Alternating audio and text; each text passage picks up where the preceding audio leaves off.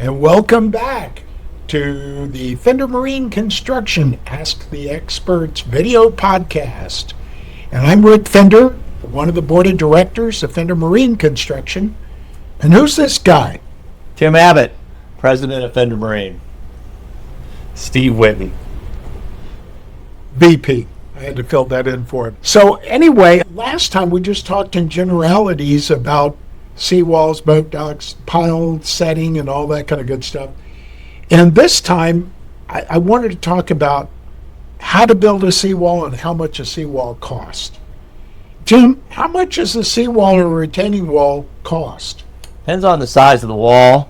Typically a 3 to 4 foot tall wall. And also depends on the material.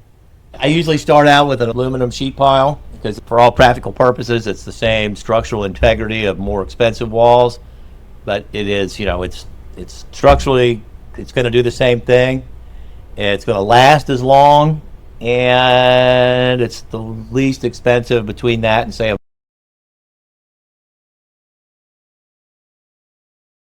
vinyl wall with a concrete cap. I know a lot of people go with vinyl with the wood cap. I avoid putting wood at all in my seawalls if I can avoid it, because generally that's where your anchors are tied to, and then wood doesn't last forever. Your anchors do. At some point you'll have to replace the wood, which is difficult to do if it's bolted to your anchor. So I kind of try to stick with aluminum or vinyl with concrete. It's the least expensive.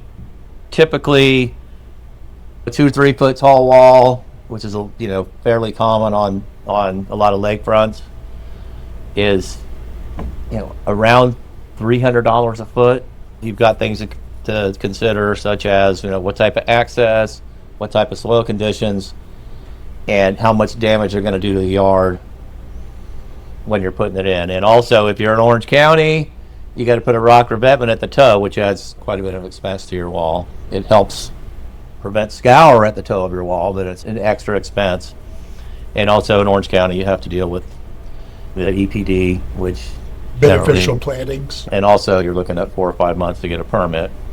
Whereas in a lot of other counties, it's generally just a local building permit. That's 4 to 6 weeks to get. I wanted to ask Stephen, how would a homeowner go about building, say, a all aluminum tie back, everything aluminum seawall?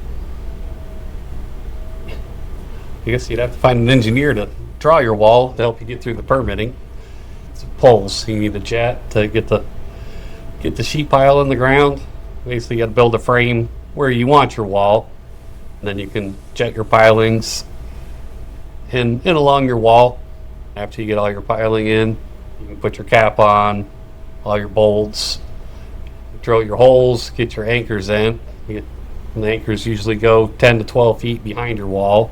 You anchor plate and then a rod that extends from the anchor plate buried in the ground behind the wall to the cap to lock everything in. And what's the angle of the plate to the cap? It goes down behind the wall, right? Yeah, down behind the wall, about a 10-degree angle. What on-center spacing would they normally put those anchors at? Usually it'd be a 8 to 10 foot on center spacing for the anchors. And that's all per the engineer. Yeah, Every per signs the and engineer, seals. height of the wall would make a difference on it, and soils and stuff like that. You know, a lot of people have asked me about weep holes, and that was one of the other things on here that I wanted to talk about. We use a particular type of weep hole. We don't make our own. Generally, you can buy them online. Buy them online or at the suppliers that we use for our seawall materials and dock materials. Those are typically 6 foot on center and 6 inches above the normal high water, and that'll help relieve the hydrostatic pressure from the water behind your wall, so it can and not put pressure pushing your wall out. Good. How are they installed? What equipment, or how do you put them in? It just takes a drill a hole, put it in there, and then So like a hole saw you use? 2 1/4 inch hole saw, I believe. Is it a metal saw, or because it's aluminum, you use a wood blade? Yeah, the hole saws are Typically, your usually hole metal. saws, yeah, are all metal. All metal? They'll drill either one, but hole saws are like a sawzall blade. They cut both metal and All right, cool. thin metal. It may not do so well on a 1/4 inch piece of steel, but through aluminum sheet pile. And then, Tim, you mentioned aluminum is the cheapest one. Even for commercial, aluminum, industrial, sometimes in commercial we put in steel. How much is steel going to cost? On steel sheet pile, it depends on the type of sheet pile, whether or not it's coated. It's a permanent thing. Sometimes it's requires some type of a coating. And $75 a square foot of exposed space would be starting for when you're going from something that's just slightly beyond the capabilities of an aluminum sheet pile. Once you get much past a 10 or 11 foot exposed space without a whaler, you're going to have to go to some type of a steel sheet pile. And what do you mean by exposed face? From the mud line or the ground elevation to the top of the wall would be your exposed face. Soil you're holding. If you're in the water's kind of pushing against it, but you can't always count on water fluctuates. Could you tell us about this? This is a composite Z-panel sheet. That's where you go. Once you get beyond the capabilities of a vinyl sheet, I think your composite's pretty close to the same structural. You can use it for the same as you would with the heaviest of the aluminum sheets. And both of those are going to be expensive. I still believe the aluminum is going to come in a little cheaper than the composite. But they're using a lot of composites these days. The coast, I think, because of the corrosive environment, you still see some of them spec with aluminum, but I understand why they would go with the composite there. You do have a highly corrosive environment. We talked about the tiebacks on the aluminum wall and using aluminum cap, aluminum sheeting, aluminum rods, and aluminum plate to tie it back, right? Yeah.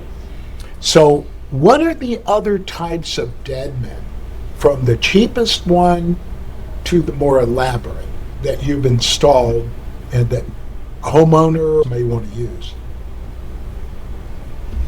I think the cheapest would be the aluminum anchors and plates and rods. Sometimes you get into situations where you have a building or a pool behind the wall where you can't dig an anchor. You would go with an anchor that you could screw in and run it under the building or the pool. Well, I know when we're putting in a concrete cap, we typically wouldn't use the aluminum anchors or the aluminum rod because of the reaction between the concrete and the aluminum, or you could coat the end of the aluminum bar, but then you got thread. I don't know. Typically on a concrete, you're going to go with galvanized. Oh, You don't have a problem with the galvanized reacting to the concrete. It's okay. standard practice to use a galvanized rod coming out of the concrete. You can't have just a steel rod because it'll rust, swell up inside the wick inside of the concrete, swell up and break the concrete, whereas you don't have that issue with a good galvanized type rod. That's pretty standard to use it. galvanized, or, a coated, coal tar epoxy coated rebar is another way to do it. And we've moved away from that because it's so much easier. It's a lot less work, a lot less mess to just go with a galvanized anchor with plate washers on either end, a plate washer inside the cap, and then a plate washer down inside the deadman anchor, which is usually you pour that along with when you're pouring your wall. You're 2 foot by 2 foot by 2 foot, approximately, maybe a foot and a half. So a big block of concrete. And then you've got a 3 or 4 inch plate washer on the end of your galvanized rod. Actually, we've been double nutting them so that way you don't have any play in there. It's foolproof. And when you pour your concrete, you're locked in on both ends. Once the concrete gets around it, they're both going to either move together or they're not going to move, which not moving is the plan. That sounds good. There are other anchors too. There's the Mantle. which is driven with a hydraulic jackhammer. You drive it in and it works like a Danforth anchor. When you pull back on it, it loads. The good thing about those is once you pull back on it and you load it, you've got some kind of actual number on how much pull you're putting on that it's resisting. You can say, hey, that anchor is good for so much pounds per square foot or so much for whatever pull-out strength would be. And those can be used in an area same way as a helical. I believe helicals is definitely more heavy duty. Manta ray is an option that can be used in areas where you can't get a traditional anchor in, or it may be more economically feasible. Instead of going back in there and digging a bunch of holes, I can drive these mantas in and not have to rehabilitate the grass and landscaping or whatever is behind the wall. So for the do-it-yourselfer, the types of deadmen would be either the concrete with the galvanized bar or the all-aluminum type. Yeah. Okay, great. We can go back on the types of sheet pile because we can get more into the different methods of installation. But first, I wanted to talk about backfill. I know we've had a lot of experience with backfill and seawalls. What are some of the things to be careful about when backfilling the seawall? Thinking about for a do-it-yourselfer, but also for a potential customer could say, okay, they know what they're doing. They've been through it on backfill. Any pitfalls that you might fall into? Make sure your anchors are installed before you backfill. Take your time when you're filling it. Fill it slowly. Tamp it in with the plate compactor, or maybe even some water when you're trying to get it down low and deep in there, because the sand tends to get in that corrugated panels, and after you get your sod down, you'll go back and you'll see little divots where the sand did find spots that you missed, and then you have little holes that you're going to have to go back and fill up. Little depressions So behind little the walls. depressions, No yeah. big deal. Might have to go back and just pull the sod, compact it down, put it back. As far as the equipment to compact behind a wall, you're going to use a big roller. Yeah. So, Yeah, you're going to use a small plate compactor, maybe a hand tamp. A lot of it depends too. If it's a wall where you have an existing wall and you're only backfilling in between the two walls, you can't get anything in there to compact it. So in that situation, that's when you wash it in. Right. And that is a good method of doing it. The good thing about washing it in is that it reduces the likelihood of the corrugations not being filled. Because when you're washing it in, that water kind of filters through there and gets in every nook and cranny. Whereas if you got a plate compactor or a hand tamp, the higher you get on the wall, the less room you got to get something in there. And, you're not going to get a plate compactor all the way into your corrugation. Yeah. So, that's a hand tamp at best. Yeah. And when you get up towards the bottom of your cap, you can't get much in there for a hand tamp. The reason I brought it up is we've seen it where people say, oh, we're going to do our own backfill. And then they run right over the tiebacks and break them because they didn't know how to do the backfill. So that's one thing I just wanted to be careful of. We talked about the caps a little bit. We talked about aluminum cap, and we talked about, now we also mentioned concrete cap. You mentioned wood, but we don't recommend the wood. What other type of a seawall cap, other than a formed and poured steel reinforced concrete cap and an all aluminum cap? Is there a vinyl cap that y'all have seen out there? I don't think they have a structural vinyl cap, Okay. but they do have Other ways you can do something similar to a wood cap by using coated lumber or composite lumber, which a lot of people say they put the wood nailer on and then a composite cap on that. That's going to last for a really long time. That's fairly standard. Now I kind of lean away from it because I'm looking at the wall like this wall, for all practical purposes, is going to last forever.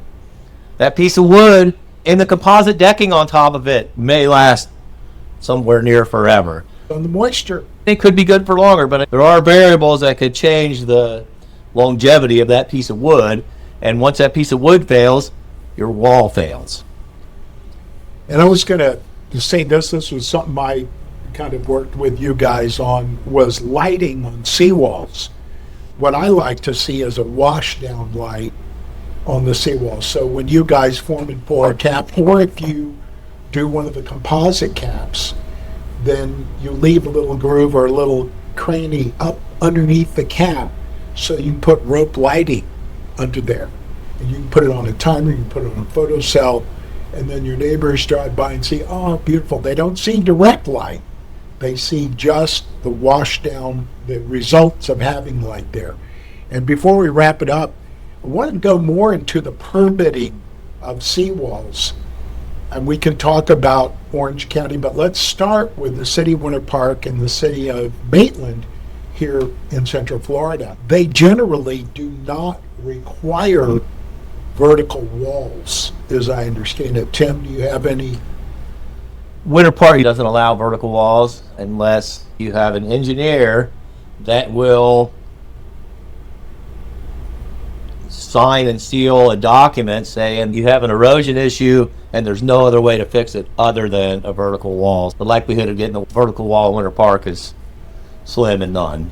I know there was one project years ago on a smaller lake where you couldn't have boat traffic, and they did allow vertical walls on that lake. I'm not sure that's changed.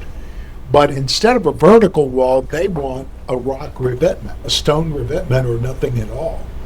Stephen, you've done plenty of stone revetments, and this is about seawalls. It's a shore protection measure. Have you done any in Winter Park that you can remember?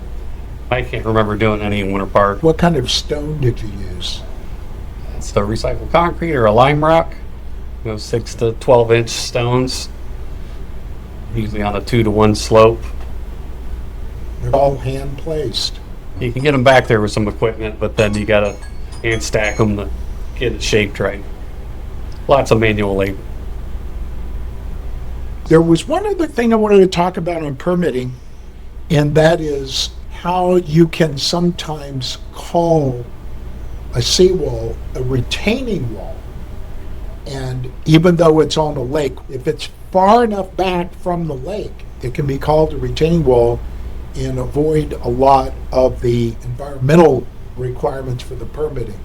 Is that still available to us in Orange County? We built a wall within the last couple of years on the Butler Chain, which is an outstanding waterway, and it has some fairly strict regulations on what they'll allow and what they won't allow. We were able to avoid the rock revetment and the EPD permitting by moving it 5 foot landward of the normal high water elevation. Very cool. Well, that's about all we have on this session. It's Rick Fender, Tim Abbott, and Stephen Whitney signing off for Fender Marine Construction. We'd love to have any questions you have that we can put in future episodes. If you need a price on any kind of marine construction project in Central Florida, whether it's a residential, commercial, or whatever, reach out to us at info@fendermarine.com or visit our website at fendermarine.com, or you can call the office at 407-481-8383. Until next time.